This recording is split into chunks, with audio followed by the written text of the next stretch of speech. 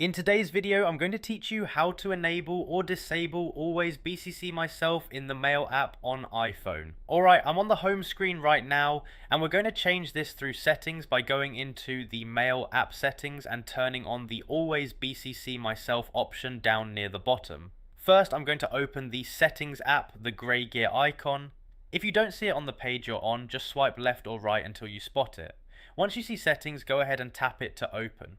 Okay, now settings is open and we need to go into apps. So at this point I'm scrolling down the list until I see apps. I'm moving steadily and watching the labels as they pass by. Alright, I see apps, so I'm tapping on apps. Now we're on the apps screen and we need to find mail. So at this point I'm scrolling through the list until I see mail. I'm going slowly so it's easy to spot. Alright, I see mail, so I'm tapping on mail. Now we're inside the mail settings page. The step here is to scroll down toward the bottom because Always BCC Myself is lower on this page. So at this point I'm scrolling down slowly until I reach the bottom area and see Always BCC Myself. Alright, I see Always BCC Myself and there's a toggle switch next to it. To enable it, I'm going to tap the toggle so it turns on and looks active.